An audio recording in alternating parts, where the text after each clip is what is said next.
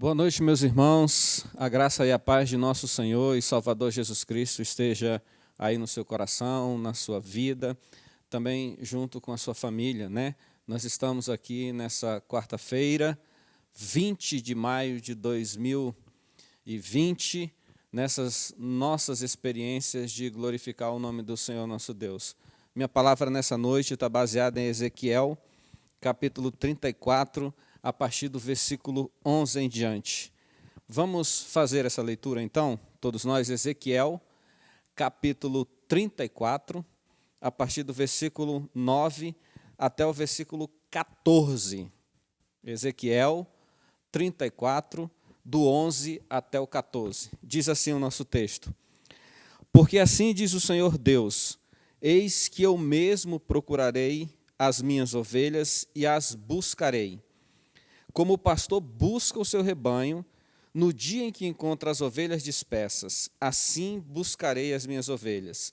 Livrá-las-ei de todos os lugares por onde foram espalhadas no dia de nuvem e no dia de escuridão. Tirá-las-ei dos povos e as congregarei dos diversos países e as introduzirei na sua terra. Apacentá-las-ei nos montes de Israel, junto às correntes e em todos os lugares habitados da terra. Apacentá-las-ei de bons pastos, e nos altos montes de Israel será a sua pastagem. Deitar-se-ão ali em boa pastagem, e terão pastos bons nos montes de Israel. Amém. Até aqui a nossa leitura, queridos irmãos. Quero te convidar para fechar os seus olhos e orar junto comigo. Querido Deus, estamos em Tua presença, Tu és o nosso Deus, és o nosso refúgio, és a nossa fortaleza. Nós glorificamos o Teu nome nesse tempo, porque Tu nos tem dado da Tua provisão e do Teu amor. Que a palavra de Deus nessa noite encontre lugar em nossos corações, encontre momento bom em nossa mente e que possa ser aplicada à nossa vida diária. É o que nós te pedimos em nome de Jesus. Amém. Amém. Muito bem, meus irmãos, estamos diante aqui da palavra do Senhor, nosso Deus, que nos dá a esperança de que tanto nós precisamos viver. Para que você possa entender o contexto dessa palavra, nós estamos no livro de Ezequiel, que é um livro profético, e é um livro que vai, desde o seu início ali, explicar e mostrar o porquê que Deus está abandonando o seu povo e mostrando porquê Deus está deixando o seu povo de lado.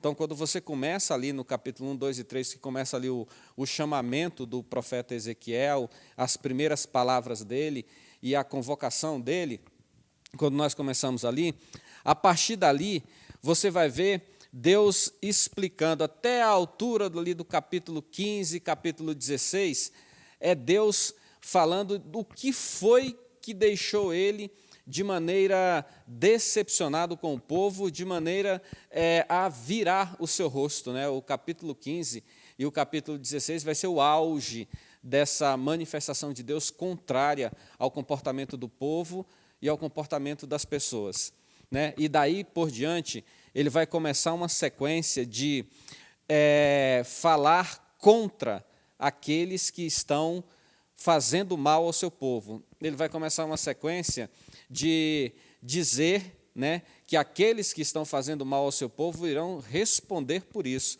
irão necessariamente enfrentar as consequências de tudo isso, porque o nosso Deus é assim, ele abre mão por causa do afastamento do próprio homem dele, mas quando o homem se volta para buscar a ele se volta para o homem e costuma castigar aqueles que estão castigando os seus filhos e o seu povo. Esse é o quadro do nosso livro. Ele vai fazer a profecia dele aí por volta de 18 anos, é o século 6, antes da era cristã. Então, ele vai profetizar durante 18 anos, é dentro do exílio, né? Ali por volta do 5º, 6º ano do exílio de Joaquim. O povo está totalmente exilado, e Joaquim é o governante, e Ezequiel vai se levantar no meio desse povo para dar esta profecia. Então ele vai passar 18 anos da vida dele profetizando. Não é uma coisa que acontece da noite para o dia, mas a palavra do Senhor, que é a nossa força, que é o que nos fortalece todos os dias, ela costuma se cumprir. E ao se cumprir, tem a resposta da palavra de Deus, como o Senhor proferiu. Então ele vai falar contra, a profecia dele vai ser a explicação do porquê Deus está irado com o povo, do porquê Deus não quer mais contato com o povo. Depois, quando o povo é exilado, que o povo começa a buscar ao Senhor, ele ouve então, né? A gente vai ter já ali Deus falando, se este povo, né, se humilhar e me buscar, eu ouvirei a sua voz e voltarei para mim. Ele cumpre isso sistematicamente na sua trajetória. E aí nós vamos ter, então, ele começando a falar contra o povo que estava oprimindo, contra o povo que estava tirando suor e até sangue do seu povo. Deus não concorda com essas coisas, ele não gosta disso.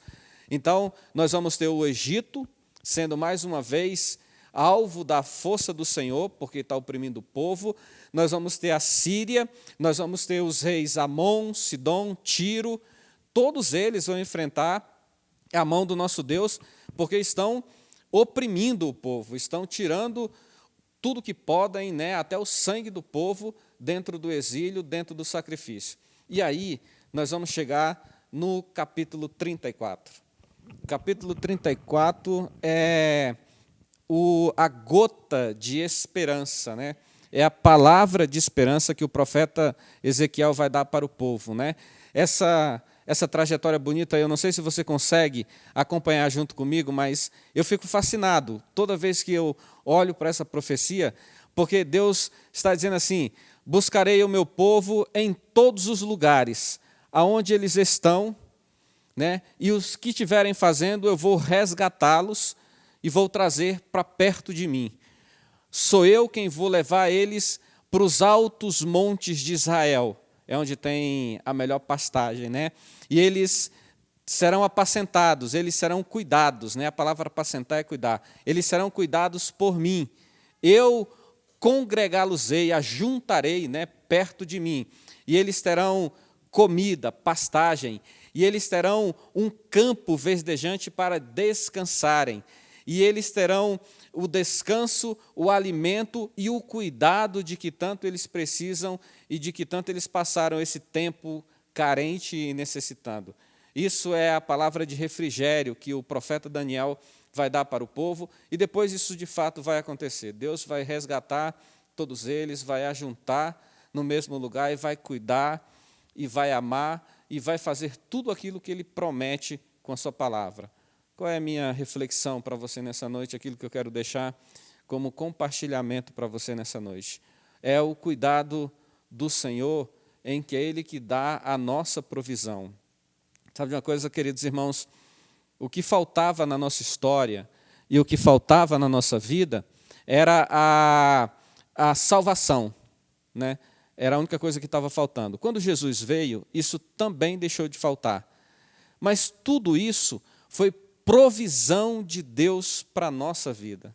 Olha, eu quero te chamar a atenção aqui para essa parte da palavra, porque os profetas gastaram muitos anos fazendo essa profecia. Os profetas gastaram muito tempo falando isso. E mesmo assim, a maioria, né, grande parte do povo, não prestou atenção, achou que aquilo não era real, achou que aquilo não era verdadeiro. Mas olha, aconteceu. A palavra se cumpriu, Deus abençoou o povo, né? E Deus restaurou e resgatou o povo. Então, se você, nesse momento, ouvir a palavra de Deus, se você ouvir a voz de Deus, dê atenção para isso, porque Deus quer fazer cumprir a sua palavra na sua vida. Essa é a primeira coisa, o cuidado de Deus, e Ele vai fazer cumprir, Ele vai fazer valer isso na sua vida. Mas, irmãos, veja, é Deus quem providencia tudo. É Ele quem resgata, é Ele quem limpa, é Ele quem leva para o pasto, é Ele quem dá a comida e é Ele quem dá a dormida, né? Se você acompanhou aí a leitura, até o descanso, até o dormir, quem dá é Deus ao seu povo. Essa é a primeira coisa que eu queria que você gravasse aí no seu coração. A segunda coisa que eu queria que você gravasse é tão importante quanto essa. Você percebeu? Eu disse para você que essa profecia surgiu no 5º ano do exílio. O povo estava exilado, escravizado, sofrendo e padecendo na mão de outros reis de outros povos. O que isso nos diz? O que isso de fato nos ensina? Deus não tem tempo, Deus não tem hora, Deus não tem lugar e nem situação de que a sua bênção não esteja sobre nós. No tempo determinado, naquele momento que ele decidiu abençoar o povo, não interessou, não fez a menor diferença. Aonde eles estavam, eles foram alcançados e foram abençoados. Não tem povo, não tem exército, não tem situação, não tem nenhum tipo de crise que impeça Deus de te abençoar, se Ele decidisse te abençoar, se a palavra dele estivesse cumprindo na sua vida. Isso é motivo de dar glória a Deus, é motivo de dar alegria no coração, é motivo de glorificar o nome do Senhor, porque não tem tempo, né? Se você voltar nos capítulos anteriores de Ezequiel, ele vai falar da palavra contra Tiro, contra Sidom, né, contra Moabe, contra o Egito, contra a Síria. Todo mundo, todos esses povos já haviam tirado o couro, né, já haviam arrancado até o sangue do povo de Deus. E aí, quando o Senhor olhou lá de cima e viu tudo aquilo, e já estava no tempo, e já estava na hora de ele vir abençoar o seu povo, não teve nada não. Ele veio e abençoou o seu povo. Essa é uma coisa que se faz importante na nossa vida.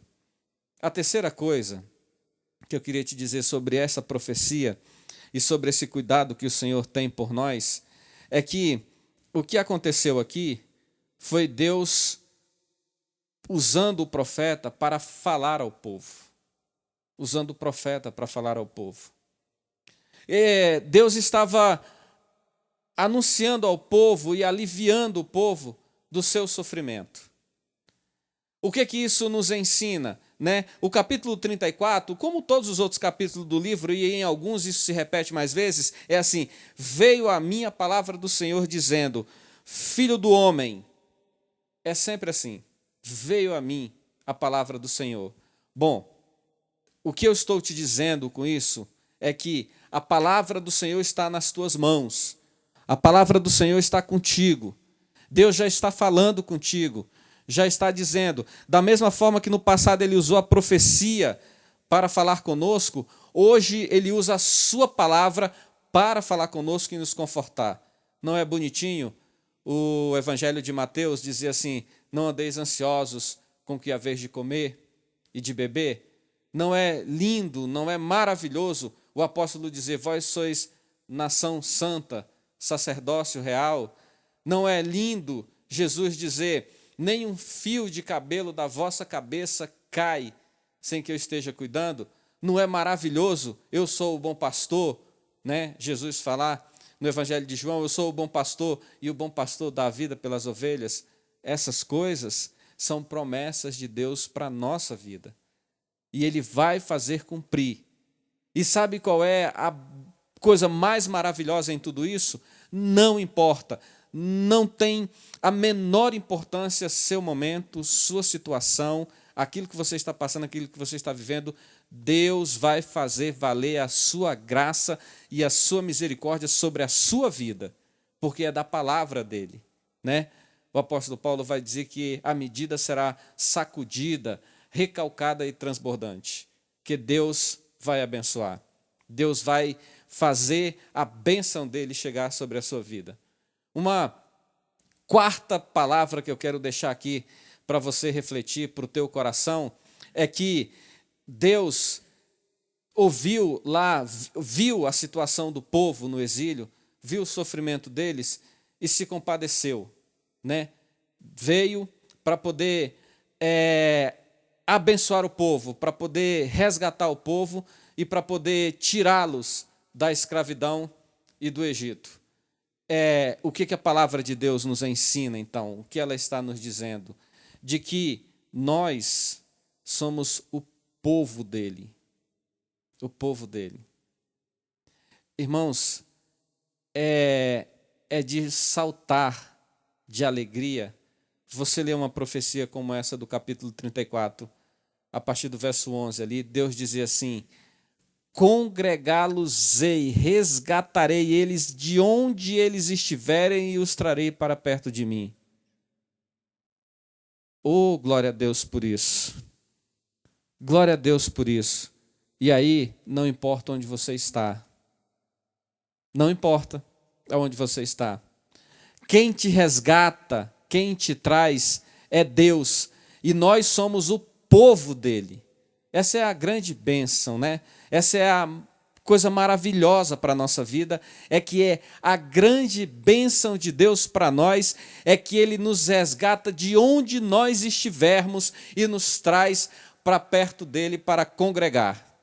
Queridos irmãos, meus amigos, hoje à noite nós estamos na presença do Senhor e eu li o texto de Ezequiel, né, capítulo 34, a partir do versículo 11, onde Deus resgata o povo, onde Deus traz o povo dele de onde eles estão para perto. Sem a menor referência, sem a menor dificuldade, sem crise nenhuma, Deus traz o seu povo. E eu queria que você guardasse no seu coração: nós somos o povo de Deus.